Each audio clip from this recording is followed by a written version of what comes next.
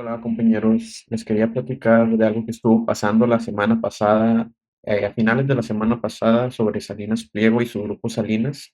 Y es que pues está en problemas Salinas y este jueves la Corte sacó todos los casos pendientes que tenía Salinas Pliego. Más de 40.000 millones de pesos fueron resueltos en una sesión larga, pero fue vía Fast Track, precisamente para sacar ya estos temas de la corte y ya quedaran los adeudos de manera definitiva listos para que el SAT cobre o embargue los bienes de Grupo Salinas.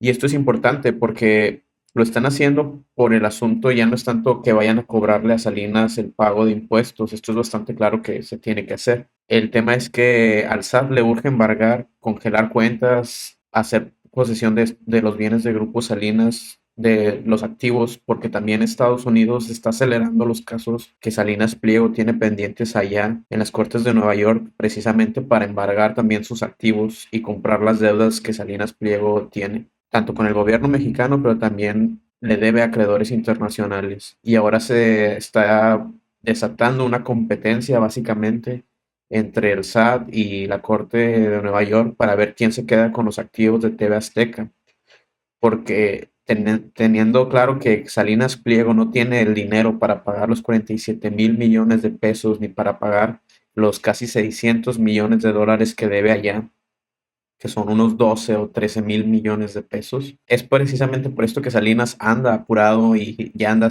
incluso diciendo que va a ir a la Corte Interamericana de Derechos Humanos para tratar de zafarse del adeudo que tiene y manipular la opinión pública. Esta es básicamente su táctica desesperada para intentar ahorrar tiempo y evitar el embargo. Lo cierto es que ahora va una carrera para ver quién se queda con la televisora, se lo queda la 4T, el SAT o se lo quedan los fondos buitres de Estados Unidos. Y esto es importante porque se cumplió finalmente en la Corte Suprema de Justicia de México, se cumplió lo que muchos votamos en la pasada elección judicial por los jueces, la gran mayoría que votamos por los nuevos ministros, se hizo para esto, ¿no? Para que se cumpliera una de las promesas de campaña principales, que era dar revés a los beneficios que Grupo Salinas había acumulado gracias a sus relaciones de compadrazgo con los jueces anteriores. Vamos a leer esta nota de la jornada para entender un poco lo que pasó. Niega Corte a Salinas Pliego aplazar sus juicios fiscales. El nuevo ministro presidente de la Suprema Corte de Justicia de la Nación, Hugo Aguilar Ortiz, rechazó el jueves pasado aplazar la resolución de 7 juicios fiscales que TV Azteca y Electra de Grupo Salinas pidió posponer al alegar que había solicitado al gobierno federal ajustar el monto de los adeudos. Es la segunda vez en las 2 semanas recientes que la empresa de Ricardo Salinas Pliego intenta frenar sus juicios. En total, en la corte hay al menos 8 casos pendientes del Grupo Salinas, entre ellos 5 de Electra y 2 de Azteca, por créditos fiscales que, según autoridades hacendarias, suman 48.393 millones de pesos, incluyendo multas y recargos y actualizaciones. El máximo tribunal deberá resolver los 7 recursos de las empresas y se prevé que los deseche, pues el ministro Aguilar aclaró que no pueden pedir aplazar el fallo a ser las promoventes de los amparos. Solo el Servicio de Administración Tributaria, que defiende la validez de los créditos fiscales, puede presentar pruebas para demostrar la improcedencia del juicio.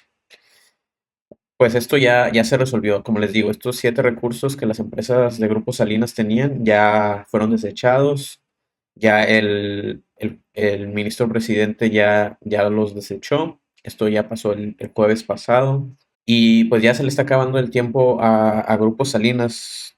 En todos los casos de proyectos de sentencia son adversos a la empresa de Salinas Pliego porque se han declarado improcedentes sus recursos. Todo esto evidentemente hizo que Salinas Pliego saliera en la escena pública a desgarrarse las vestiduras cuando conoció que esto era lo que iba a pasar con sus recursos en la Suprema Corte.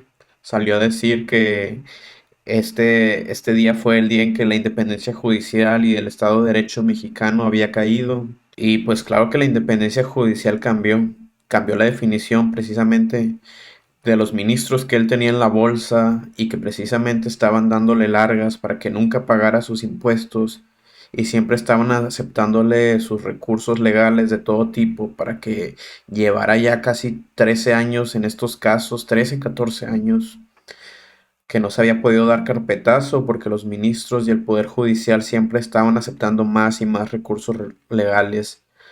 Ya por fin esto terminó.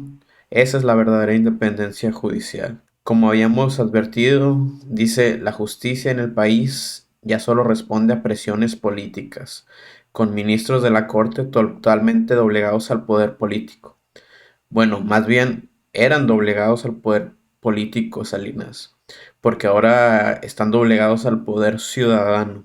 Muchos o todos esos ministros de la Corte fueron votados porque los que votamos por Claudia Sheinbaum en su momento fuimos a votar por estos ministros con esto en la mente, con la idea de que se cambiara el poder político por el poder ciudadano. Todos lo sabíamos, o sea, que si fallaban en este mandato, bueno, íbamos a tener que recurrir a otras medidas, quizá una revocación de mandato, para que se mantuvieran doblegados al poder ciudadano y no al poder de algunos pocos, como es el grupo Salinas. Y Salinas sigue diciendo, ¿no? Que reiteran a que ellos van a pagar, pero que quieren pagar, según ellos, lo que consideran justo, que son 10.000 millones de pesos. Pero o sea, eso no es ni cercano, es un tercio, ni un tercio de lo que se tiene que pagar. Realmente son más de 34.000 millones de pesos los que debe y que no tiene para pagar. Y ya también anda diciendo que va a salir a la Corte Interamericana de Derechos Humanos a ir a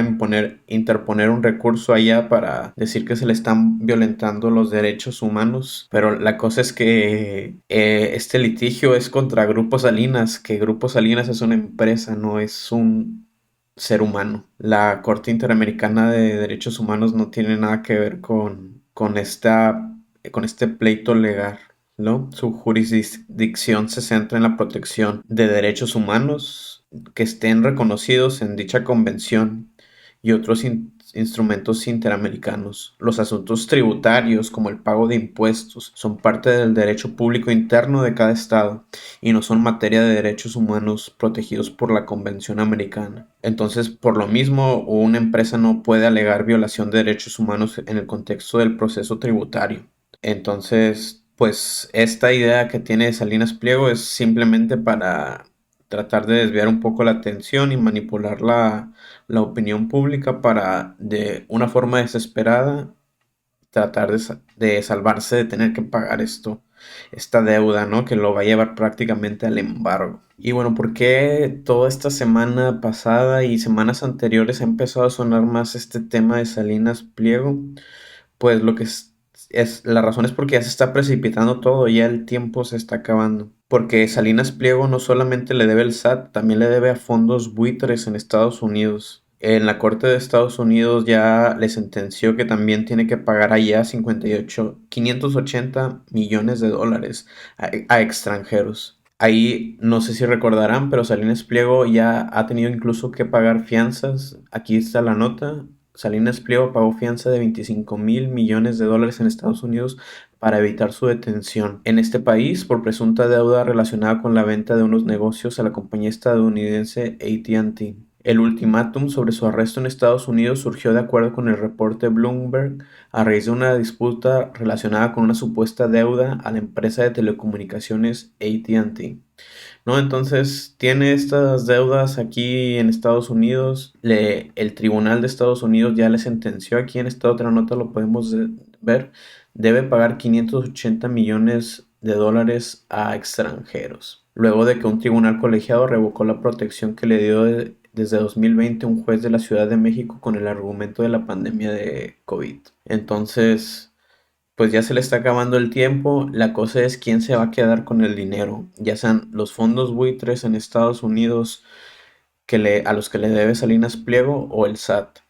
Por eso se está acelerando aquí también todos los procesos en la Suprema Corte con el SAT para tratar de hacer que todos estos bienes, porque si bien la empresa está endeudada, pero tiene bienes, tiene derechos de imagen, tiene concesiones, tiene edificios, tiene trabajadores.